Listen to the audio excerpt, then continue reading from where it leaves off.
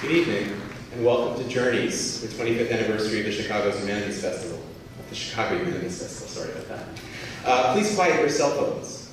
This evening, we welcome Gary Shteyngart back to the Chicago Humanities Festival. He was here earlier this year. Before I say a few words about the Crown Family Center for Jewish and Israel Studies, please allow me, on behalf of the Chicago Humanities Festival, to acknowledge a few significant partners in tonight's event. We are grateful for the support of Dolores Cole Kaplan and the Morris and Dolores Cole Kaplan Fund at the Dolores Cole Education Foundation for underwriting Northwestern Day at the Chicago Humanities Festival. Alice Kaplan Institute for the Humanities and the offices of Northwestern's president and provost are also appreciated Northwestern Day partners. Special thanks is necessary for all Chicago Humanities Festival members, and specifically for the Charter Humanists, our generous donors who wear red badges and sit in the reserve section. CHF's donors fund over 80% of the festival, and their philanthropy enables Chicago Humanities Festival's low ticket prices. Thanks also to Unabridged Bookstore for being our partner bookseller and providing a 10% discount on sales of Gary Shteyngart's book. This evening's lecture by Gary Shteyngarт, actually more of a reading followed by a conversation, but more on that later, is the 2014 Renee and Lester Crown Lecture for the Crown Family Center for Jewish and Israel Studies. The Crown Center, which I direct, manages, by the way, I'm Gary Woodfunner.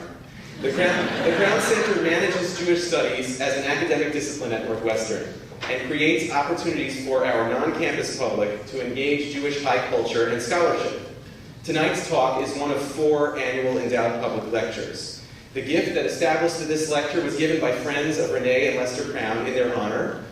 For those in that group who are present tonight, thank you very much.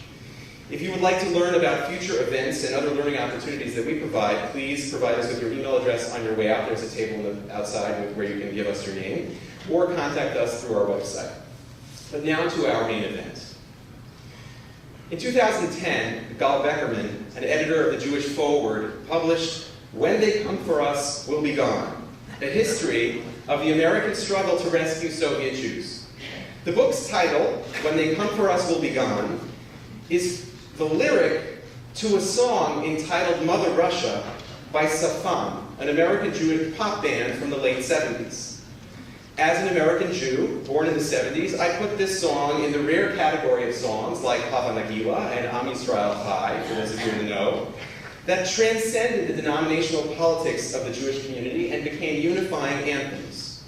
In the aftermath of the 60s and its legacy of political songs, there were other songs written about the plight of Soviet Jews.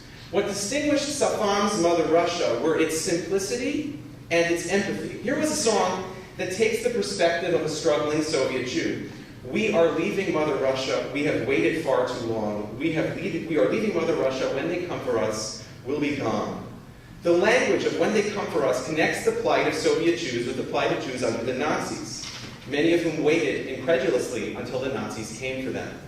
For American Jews in the 70s, Jews in the Soviet Union represented an opportunity to assert themselves as Americans and assuage the still gnawing guilt regarding the timing of American intervention in the humanitarian crisis of World War II.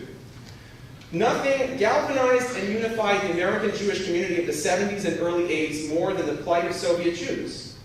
And yet there was a serious disconnect between the idea of persecuted Soviet Jews and the Soviet Jews who began to materialize in my Jewish day school classes.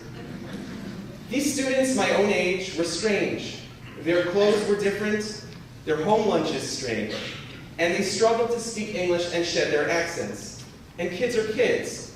No ideological community unity is going to spare the strange immigrant child from isolation, exclusion, teasing, and occasionally violence.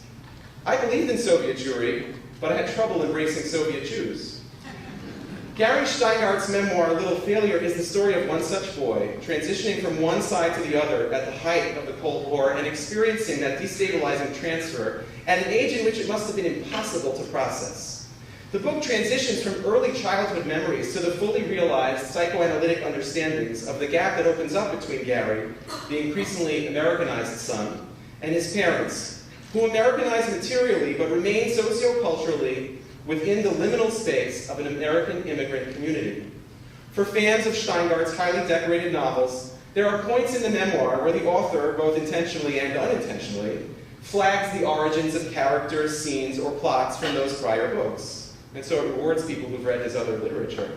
More significantly, I think the memoir provides an opportunity to understand the surprising and special voice that is unique to Gary Shteyngart's works. This voice that is knowing and satirical, earnest and antic, is a voice that always stands just a bit outside the culture in which it is embedded. It is a voice that communicates joy amid sorrow, that seems always willing to pull the reader on almost unplanned flights of fancy. These unplanned flights of fancy seem to me somehow connected to Shteyngart's flights from the Soviet Union to the United States, and to a pretend game involving a plane into which Shteyngardt would regularly escape during this difficult transition period.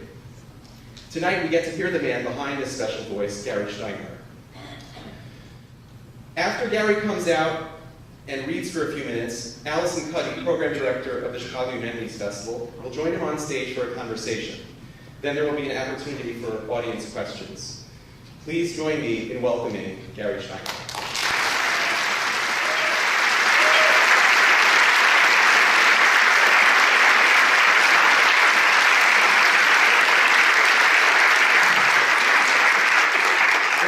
Thank you so much. Oh my God, look at this crowd.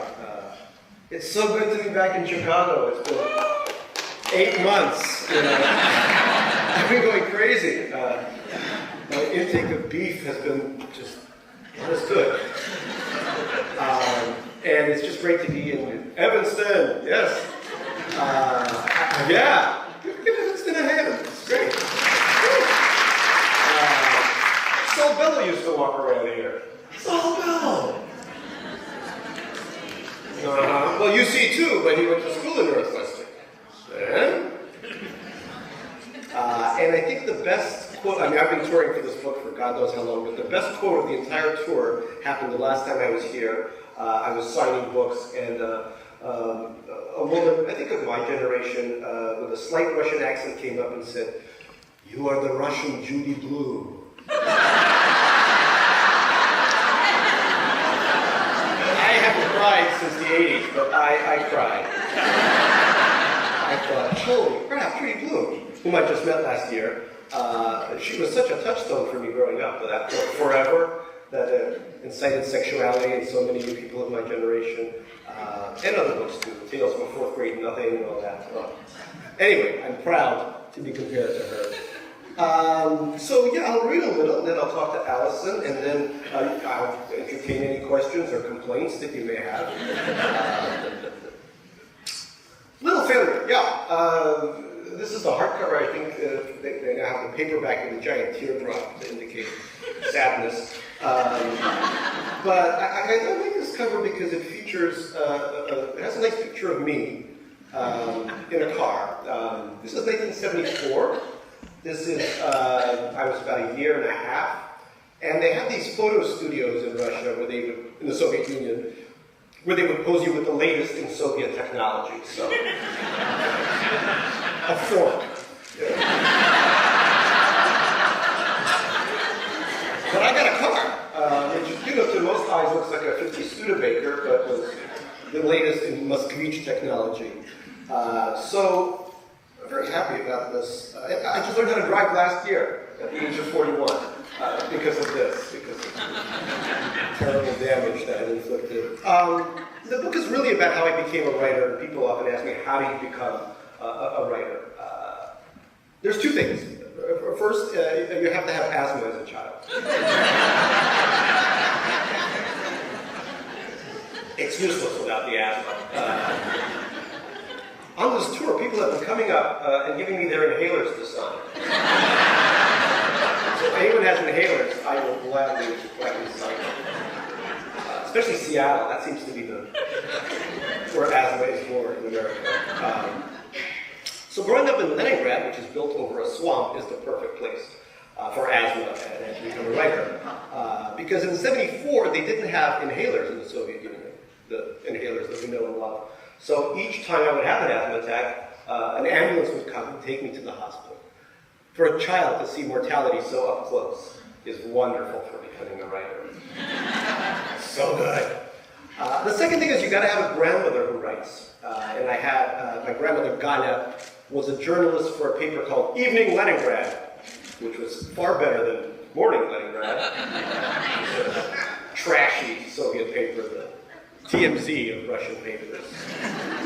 I said that in LA and they were like, I write for TMZ. Hopefully we don't have offices here. So one day when I was about 5 years old, my grandmother said, hey, asthma boy, you want to become a novelist, you know? And I said, yeah, how much does it pay? Because I was already thinking like a writer, how much does it pay? And she said, I'll give you a piece of cheese for every page you write.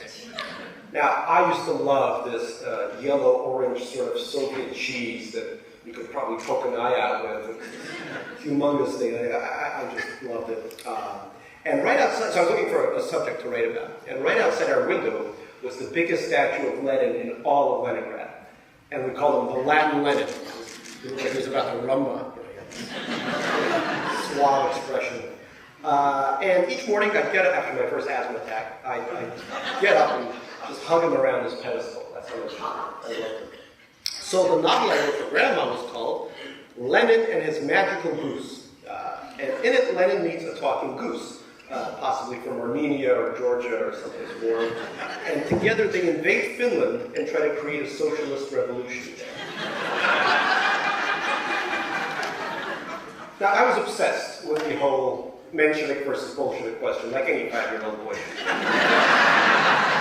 Obsessed. And in both the hardcover and the paperback, there's a picture in the inside cover of me wearing the typical outfit of the age of the time for a 5-year-old boy, which is a sailor suit with tights.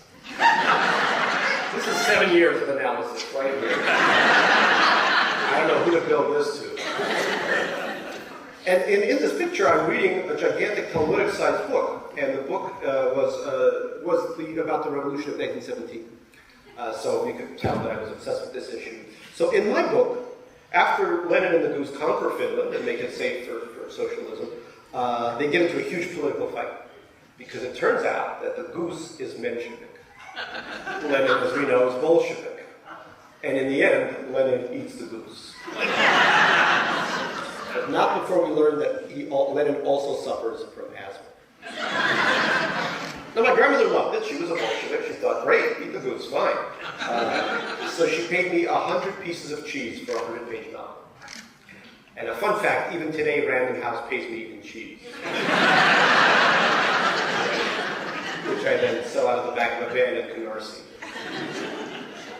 So then we immigrated to America, and I had to leave Lenin behind, and I had to learn English and some Hebrew because I was sentenced to 8 years of Hebrew school. Crime I didn't commit, but I think this was in the introduction.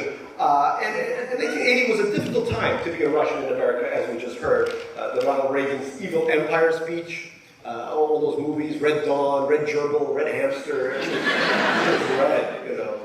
So I pretended to the kids in Hebrew school that I was actually born in East Berlin, not in Leningrad. You know things are bad when you have to convince Jewish kids that you're actually a German.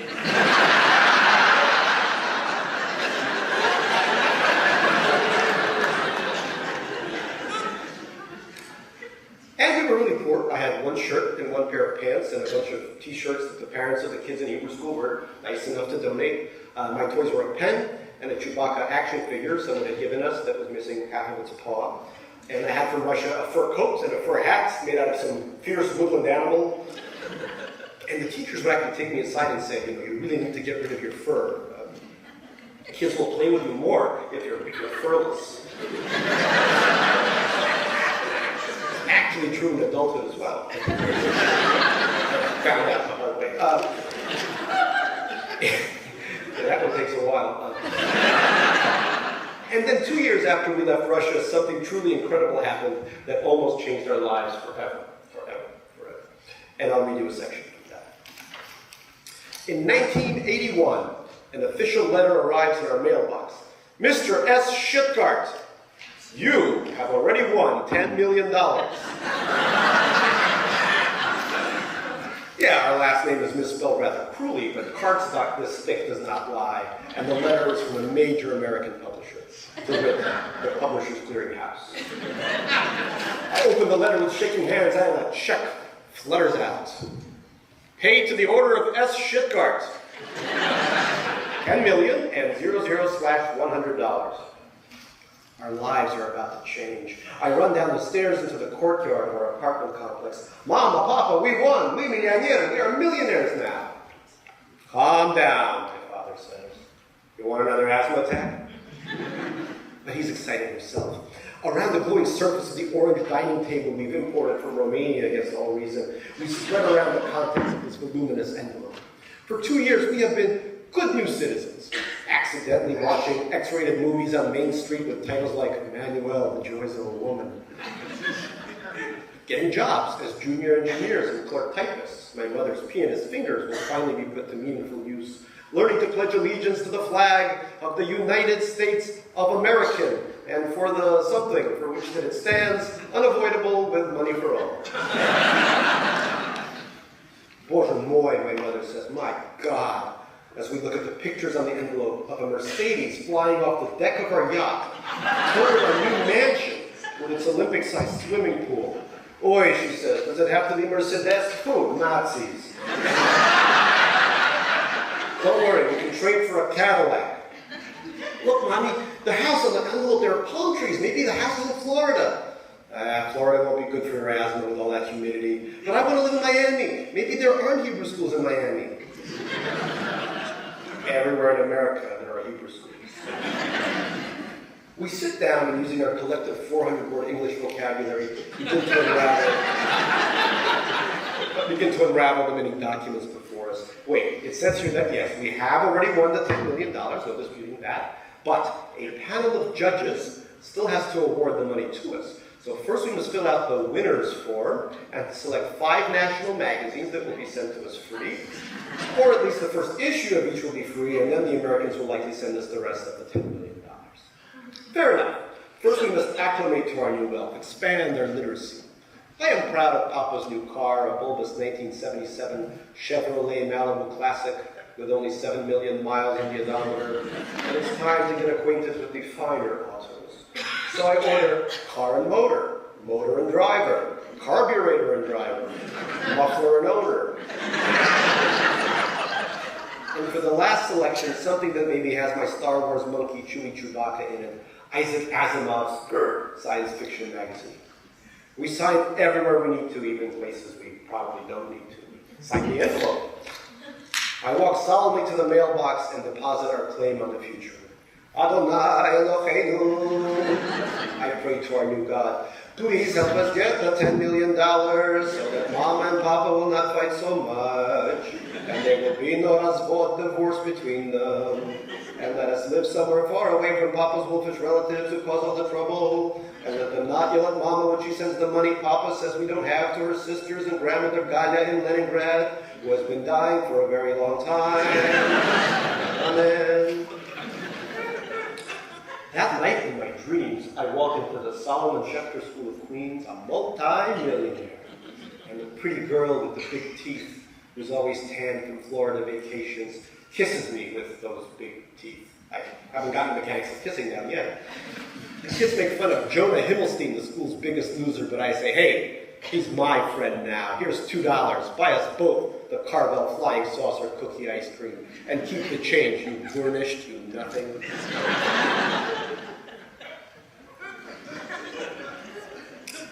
We find out the truth quickly and brutally.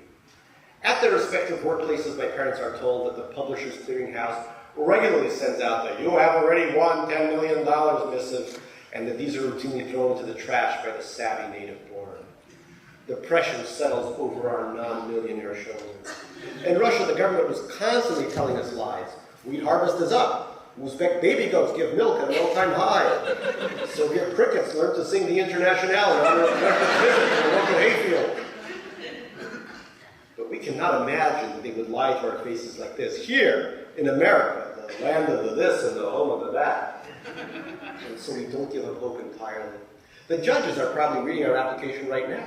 Maybe I should write them a letter in my burgeoning English. Dear publisher Clearinghouse, spring is here, weather is warm, rainy, birds come from south to sing songs, My mother's pianist fingers hurt very much from her typing job. She has only one suit for work. Please send us 10 million right now. We love you, family Shteyngart. Meanwhile, Car and Parking and the other Publishers Clearinghouse magazines are starting to pile up, taunting us with the many hot, naked centerfolds of the new Porsche 911, the official sports group of Reagan-era excess.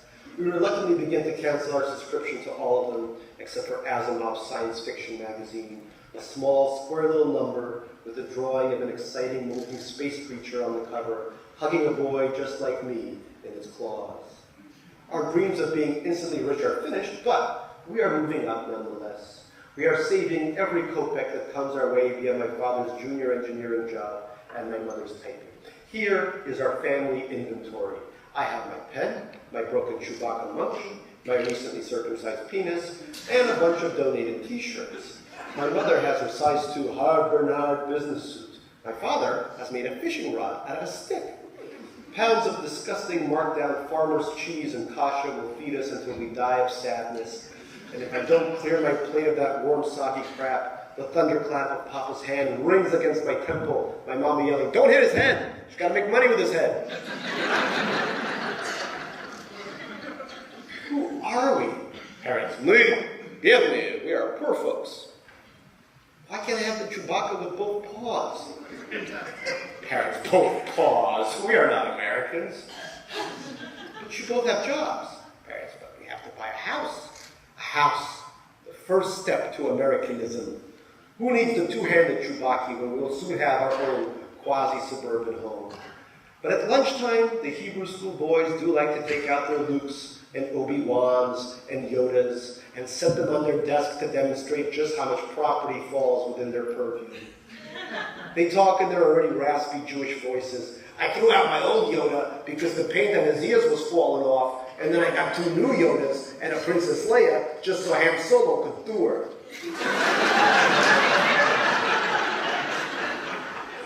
Me, amazed. Wow. So I wrote Lenin as Magical Goose because I wanted all that Soviet cheese, but I also wanted my grandmother to love me, and that was the easiest way to get her love. And so a terrible connection was forced in my mind that writing novels somehow equals love. What was I thinking? Most novelists today are not loved outside of Brooklyn. I gave a reading at a university a few years ago. I'm not going to mention the University of Oklahoma by name, but a student there said, "Excuse me, Mr. Shteyngart, how do I know when a book's been fictionated?" I said, "What?" She said, yeah, how do I know when it's not true? I said, "Well, it says novel on it, you know." And she said, "Well, thank you. I'm going to avoid those from now on because I want things to be true." So I'm proud of my first non-fictionated book. Also, my first reading in LA, somebody once said, "So who directed your book?"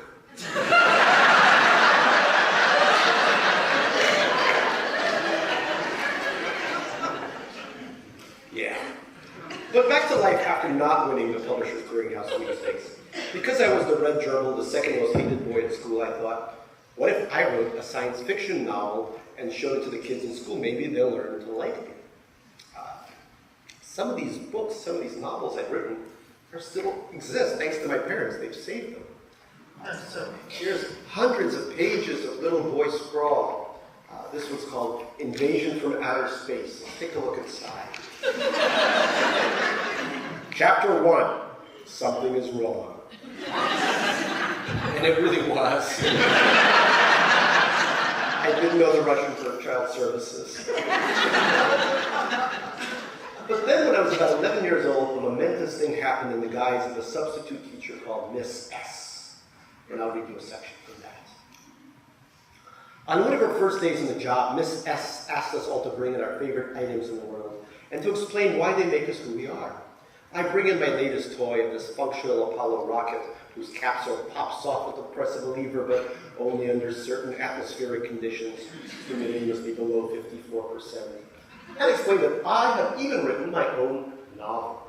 This passes largely unremarked, as the latest batch of Star Wars X-Wing fighters and My Little Ponies are paraded around. Finally, Miss S holds up a sneaker and explains that her favorite activity in the world is jogging.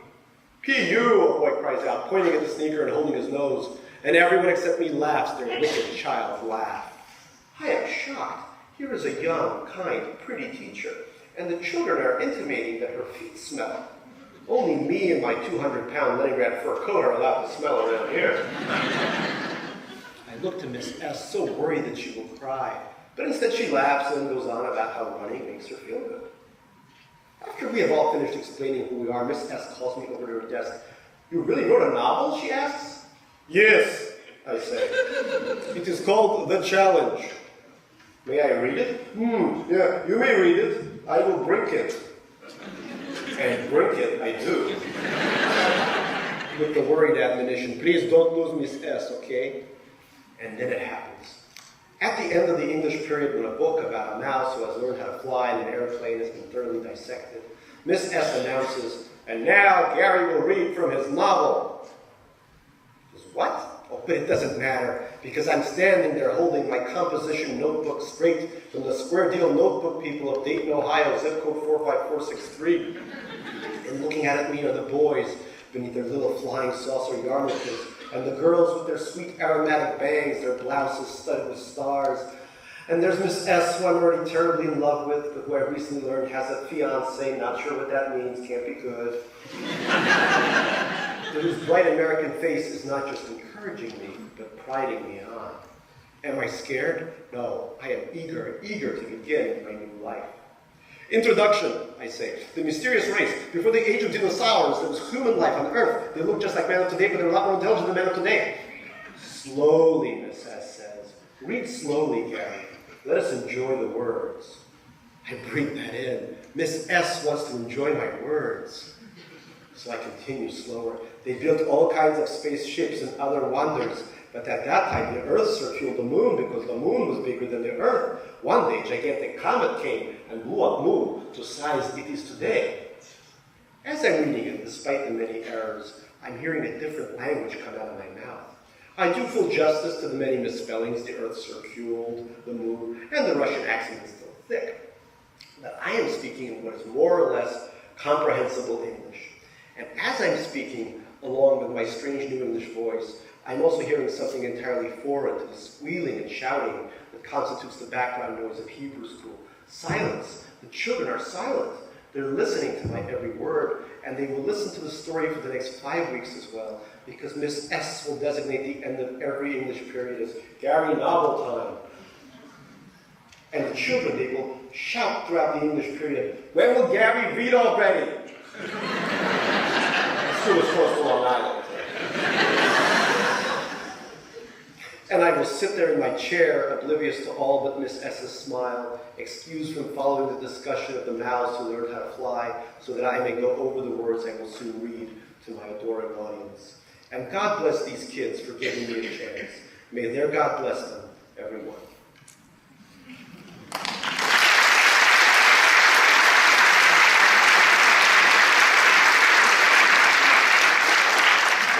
I apologize for the Long Island crack. I grew up right across the border from North. So in the meantime, because most Soviet immigrants are quite conservative, I've subscribed to another little magazine called the National Review. William F. Buckley Jr., editor.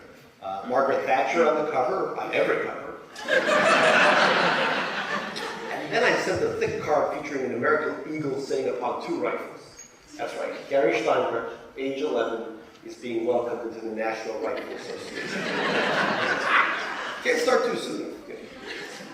My republicanism flourished even as I left the provinces of eastern Queens and ended up at Stuyvesant High School, the holding pen for multinational math and science nerds in Manhattan.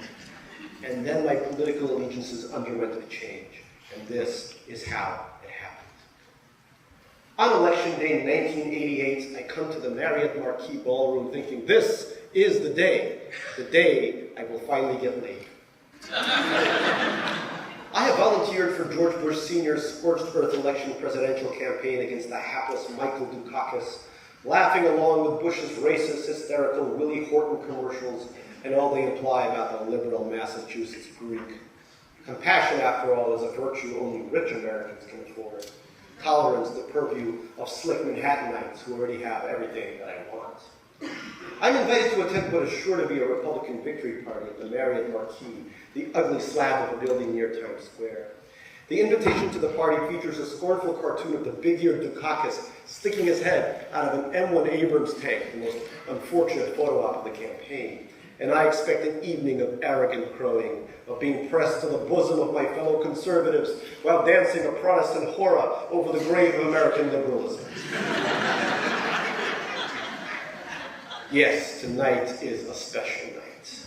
It's the night I'm to meet a Republican girl from a clean white home. Her name will be Jane. Jane Carruthers, let's say. Hi, Jane Carruthers. I'm Gary Shteyngart from Little Neck, Queens. My family owns a Colonial for $280,000 US. I'm the brains behind a Commodore 64 computer program called the Family Real Estate Transaction Calculator. I go to Stuyvesant High School and my grades aren't so great, but I hope to get into the Honors College at the University of Michigan. I guess tonight is going to be curtains for the governor of Massachusetts.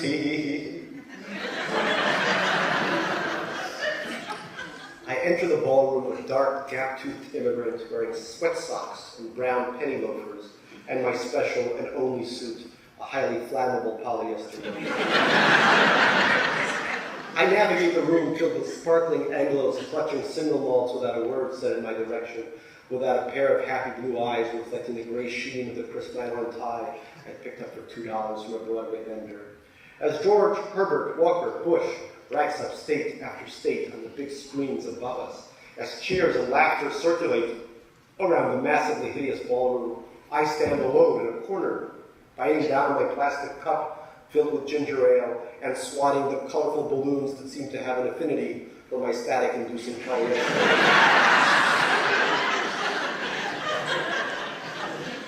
Till a pair of teenage blonde lovelies, the girls I've been waiting for all my life, finally approach with needy smiles on their faces, one of them beckoning for me to come hither with her hand. I'm so excited.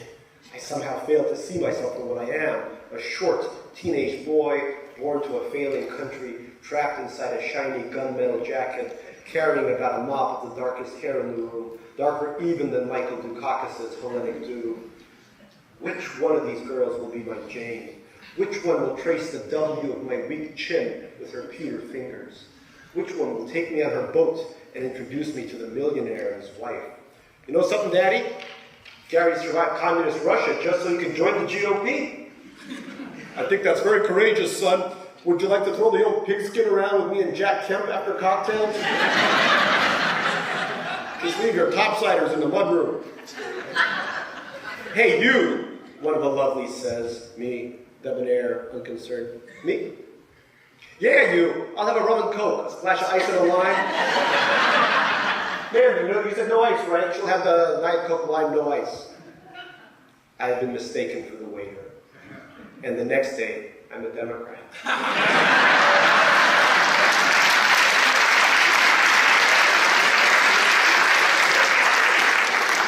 could have been in the Tea Party by now, you know, instead of ending up at Overlook. Oh, God. So for the very last section, I thought I'd backtrack to our first days in America. It was a very lovely introduction, and yeah, Hebrew school was tough, but there were a lot of really wonderful things about coming to America in '79. It wasn't just crossing 8 time zones, it was being teleported to a different and much better planet. It felt like pure science fiction, an advanced civilization. My first Chevrolet Corvette, and I thought, why is this plane without wings? And there was a lot of pain involved, the pain of losing language and culture and loved ones, and Lenin, of course. But there was something very beautiful about it, too. And here's a little final dispatch from that universe. The first momentous thing that happens to me in Kew Gardens, Queens, is that I fall in love with cereal boxes. We are too poor to afford toys at this point, but we gotta eat. Cereal is food. Well, sort of. It tastes grainy, easy, and light, with a hint of false fruitiness. It tastes the way America feels. I'm obsessed with the fact that many cereal boxes come with prizes inside, something for nothing. My favorite comes in a box of a cereal called Honeycomb, a box featuring a healthy freckled white kid. I begin to accept him as an important role model, on a bike flying through the sky. Many years I learned he's probably popping a wheelie, as they say. What you get inside each box of honeycomb are small license plates to be tied to the rear of your bicycle. The license plates are smaller than the real thing, but they have a nice metallic heft to them. I keep getting Michigan, a very simple plate, white letters on a black base. I trace the word with my finger. I speak it aloud, getting most of the sounds wrong. Michigan. When I have a thick stack of plates, I hold them in my hand and spread them out like playing cards. Each plate is terribly unique. Some states present themselves as America's Dairyland. Others wish to live free or die. What I need now in a very serious way is to get an actual bike.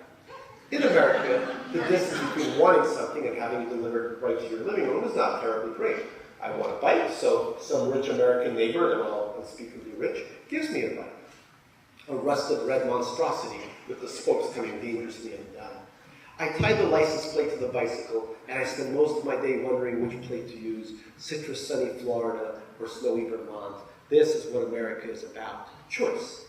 I don't have much choice in pals, but there's a one-eyed girl in our building complex who I've sort of befriended. She's tiny and scrappy and poor, just like us. We're suspicious of each other at first, but I'm an immigrant and she has one eye, so we're even.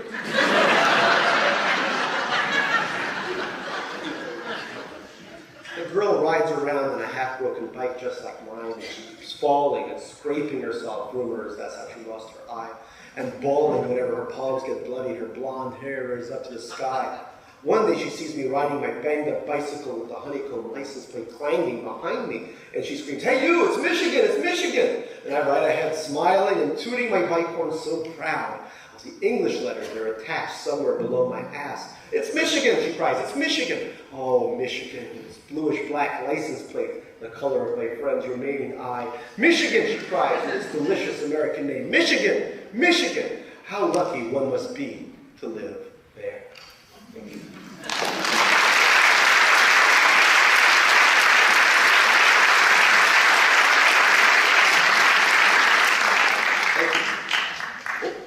Hello. Hi, how are you? Funny meeting you here. Yeah. That was fantastic. Thank you. So you're one of those serious writers, huh? Yeah, it's I always, this is a terrible metaphor, but I think of the kind of writing I do is sort of the humor is the intercontinental ballistic missile, and the payload is the tragedy. So, just the way to get it across. Right. And then, When did you figure out, or when did you realize that you had that weapon of humor to kind of talk about what are obviously, tragic or difficult or shaming or complicated experiences like? well, actually, Lenin and his magical goose, I think, was very serious. It was all about Marxist dialectics and stuff like that. So I didn't have much of a sense of humor at age 5. But in Hebrew school, when I was writing these science fiction books, I also began to write my version of the Torah, which I called the Genorah. And in it, Exodus became Sexodus. And the progenitor of the Jewish people was not Sarah, but a certain woman named Brooke Shildowitz, who we were all incredibly in love with. So I would sneak in the Genorah into the bathroom, and other kids would bring in foldouts of Brooke Shildowitz from People magazine. And that was sort of our samizdat, our sort of clandestine. And that's how I made my first friends, because what happened was that I went from being the commie, the red gerbil, and I began to be seen as just that crazy guy. So when we graduated from Hebrew school, there was a yearbook, and each student was given a song to represent them. And all the Russian kids got, back in the USSR or something like that. And I got, "They're coming to take me away, haha." So being called insane is not fun, but it was a huge step up from being Russian. And that's what words did. Words helped me transcend that definition.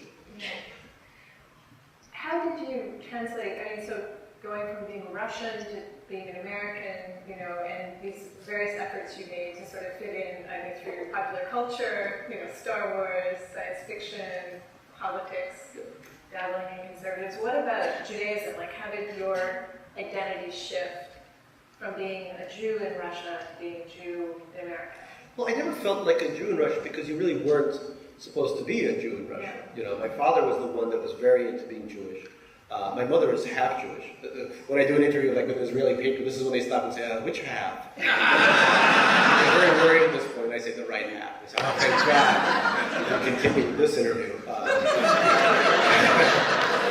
Boy.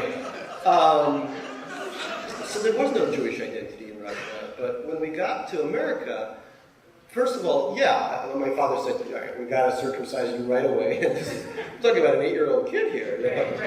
Talking about giving at the office, you know.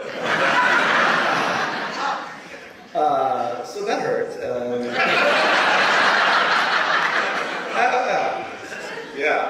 That was a good way to start off with religion. And then 8 years of Hebrew school. And, you know, I became very religious. I would yell at my parents in Passover if they didn't throw out every last crumb of the chametz and all that stuff. But at the same time, I also felt that, you know, I began to see the world as a kind of joke in a way. You know, in Russia, I kept worshiping Lenin, I was worshiping Reagan, then we were worshiping, you know, God. It was just this endless worship of things. And I did it, but somehow, some of it didn't feel, I also felt there was another side of me that wanted to make fun of it. That's why the Gemara came about, and all of this stuff. And that's why these 4 books came about as a way too. Yeah. I'm curious, I feel like, you know, coming out here, I met you earlier this evening, and we were talking a little bit about our various backgrounds, which are very different, but oddly similar. Yeah. You're Russian, you grew up in Russia. I'm Canadian, I grew up in Canada. It's You like to wear these tights and a sailor suit. I wear scratchy little tights and an ill-fitting dress. poor thing. I know. You had asthma. Mm-hmm. I had a mysterious illness that prevented me from going out for recess for at least 5 years straight. Yeah. This is in Quebec or Ontario? Manitoba, actually. Oh, Yeah. okay. Very cold. I read about it somewhere. It was a survival strategy, right? Well, I mean, I'm curious because so I feel this kind of affinity with you, but you know, recently you were kind of caught up in this altercation again. God. Oh. And I don't want to put you on the spot. No. So you essentially insulted all of Canadian literature, therefore Canada.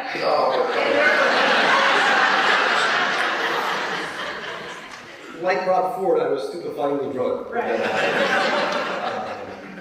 It was terrible. I was a little drunk. They got us drunk and then they forced the mic into our faces. It was amazing though. But the amazing part was the apology tour of Canada that I then had to conduct, which of course was one city, Toronto. Sorry. Yeah, no, I love it. Sales went up like crazy.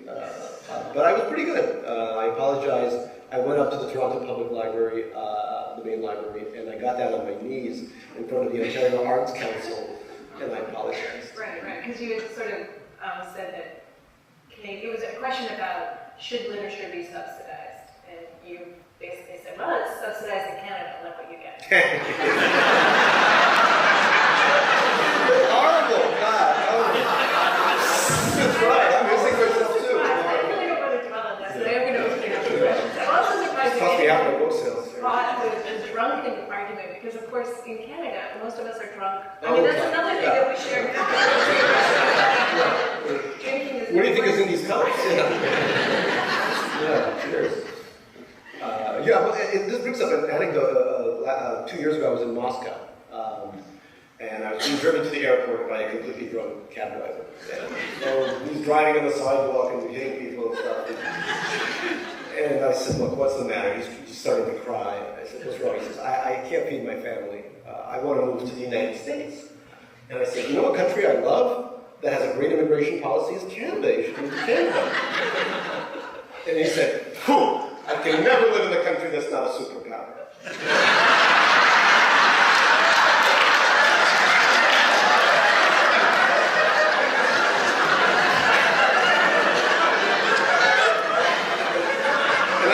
Bad for Canada. Do you feel that same way? I mean, no, I want to live like in Denmark or something. right. A little country. Yeah, these countries with giant, but look at my history, every superpower I live in starts to collapse. They don't even let me into China anymore like that. You're like the Cassandra of superpowers. Yeah, I'm the Cassandra. Things are bad when I show up at your doorstep. In terms of the different identities you have, is there an audience that gets you the most? I was doing a reading in Ann Arbor last week, and the librarian, the head of the librarian said, well, the Russians, the Jews, and the town's intellectuals are here. Those are their three constituencies. Not the Star Wars fans. Not the Star Wars fans. No. Jews, Russians, and the town's intellectuals. Do you feel an affinity with a particular audience, or? Anyone who reads me is, I love it. I love everyone. It's look, not a lot of people read in America. I think most of them are here tonight. Thanks. Philip Roth once said, that there's only 5,000 readers left, and readers of serious literature left in America. He said, but if you picture each one of them going through your living room, it would break your heart.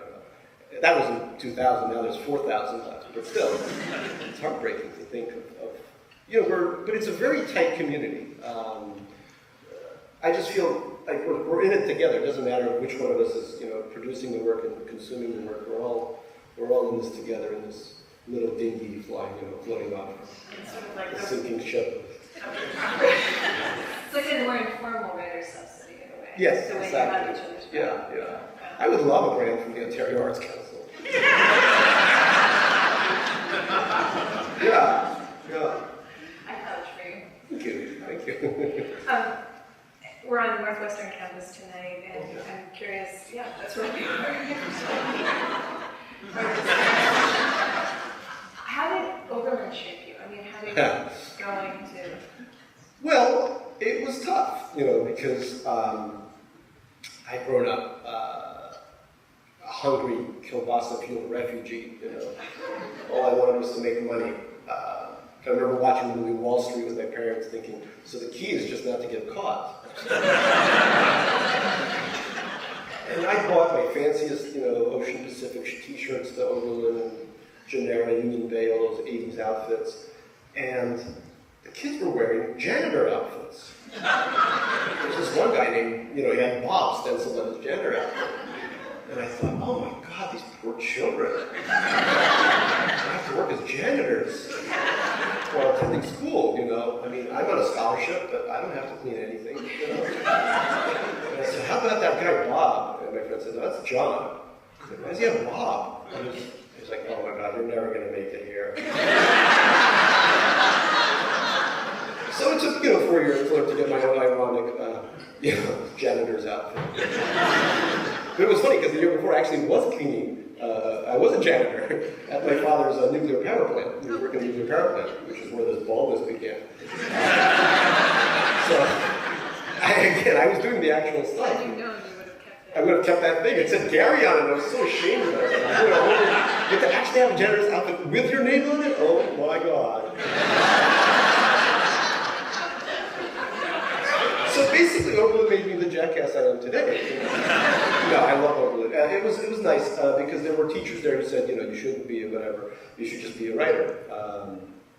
And so Oberlin is a kind of preparation for the cultural industries in New York or San Francisco or Chicago or wherever you end up. They teach you how to talk the talk and walk the walk. Yeah. I would be very happy to send my child there. Because he already knows what's up. He'll probably go to some Quaker school or whatever. He already knows what's up. I was curious about that because you have a son who's a year-old, right? A year-old. Just a year-old. Thank you. Yeah. But how is all of this experience that you underwent, which is fairly traumatic, how are you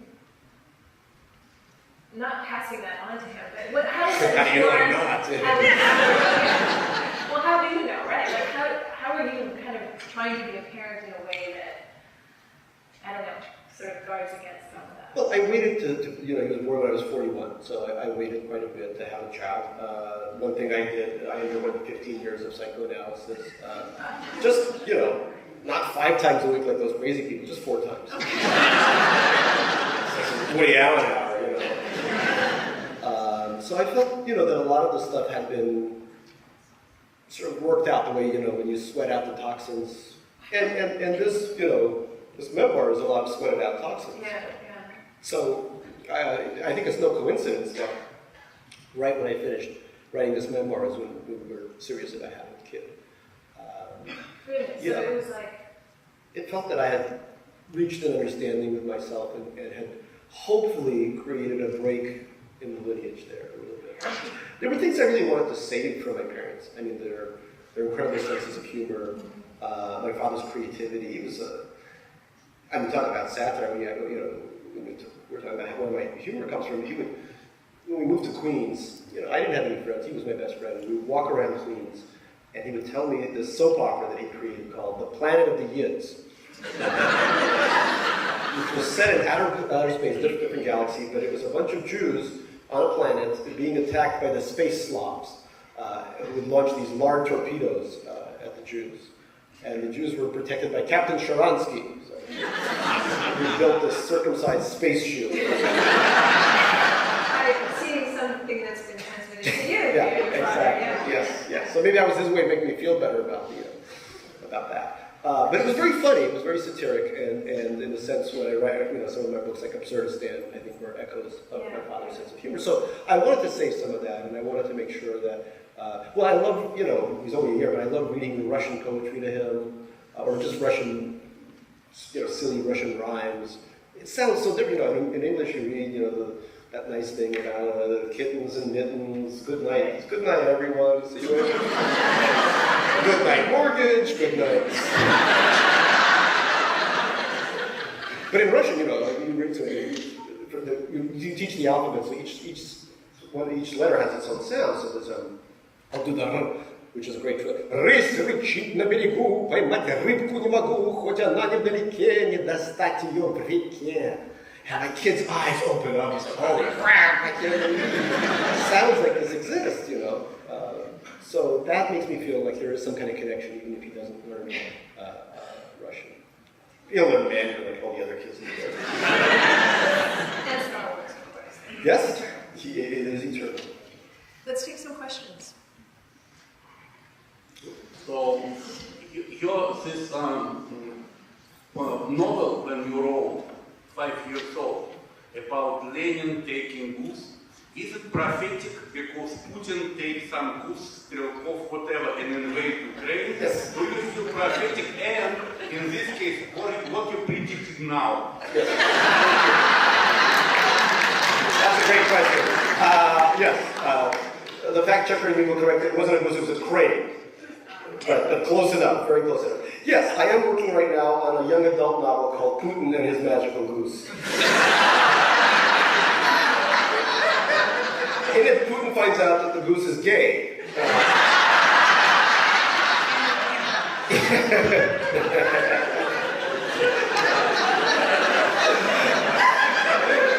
So watch out for Putin and His Gay Goose coming through.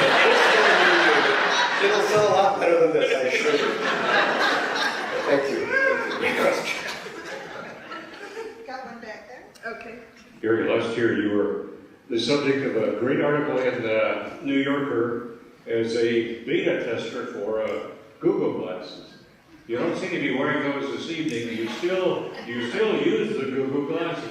Yes, the question is, do I use the Google Glass? The answer is no. The Google Glass was sort of one person called it, a segue for your face.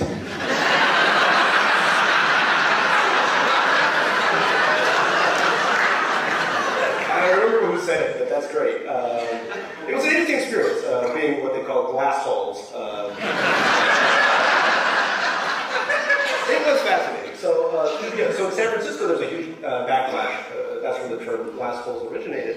But I wore it to New York, to the trendiest Williamsburg bars, usually where I wouldn't even be looked at. And I'd walk in, the velvet rope would be parked, everyone was like, oh my God. And I'd walk up to young people, and they're just out of college or in college, and I'd say, I'd be wearing my glasses, and I'd say, hi, I'm from the NSA. And I'm looking at your emails right now. And they'd say, well, thank you, nobody ever reads my emails. So, it's going to be a great century.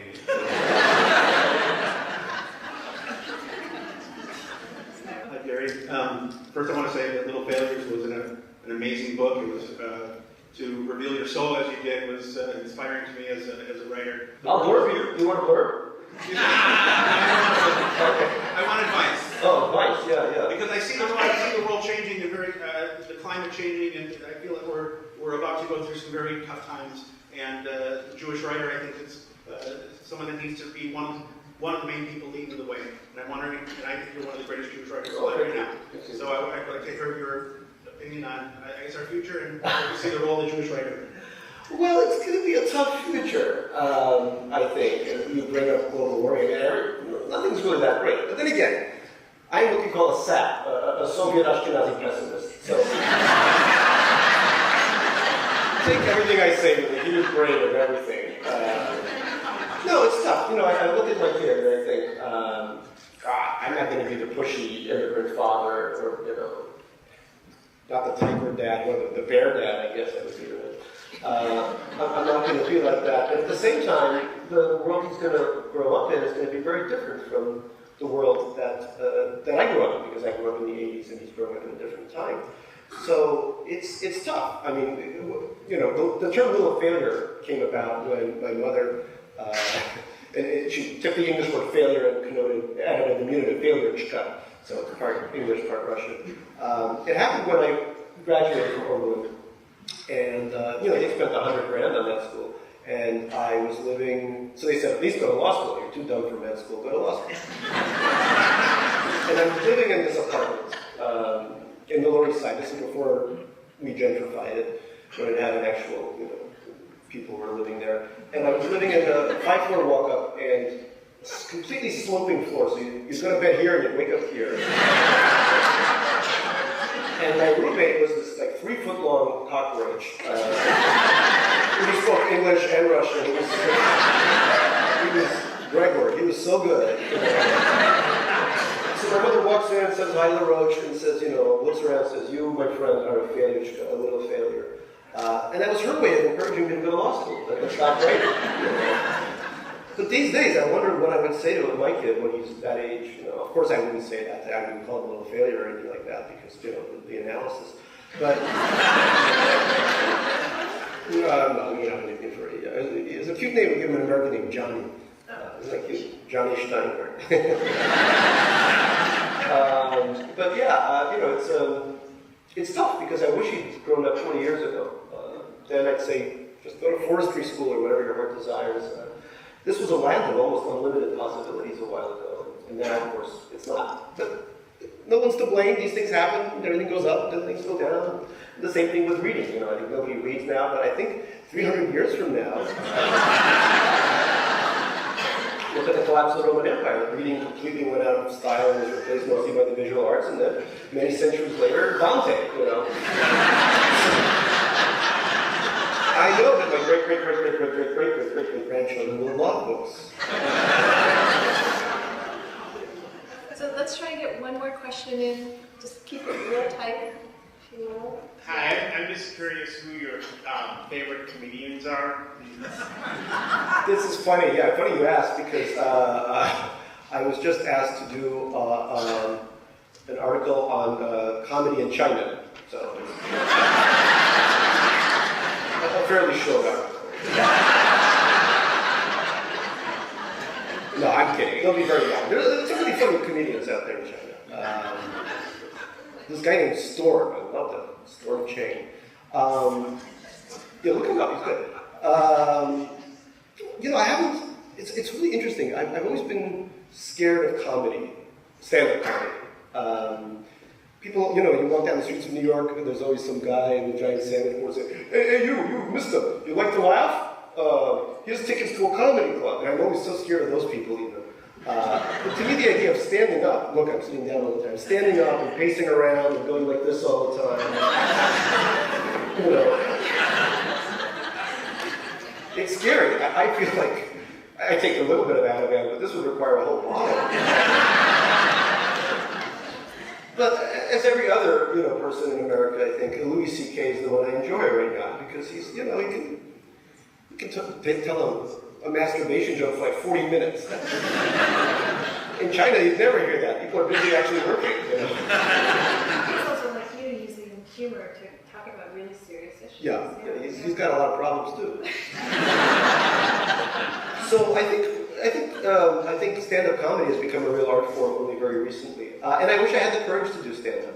I don't. Literature is sort of now a minor art form compared to television and stand-up. But like I said, a couple centuries.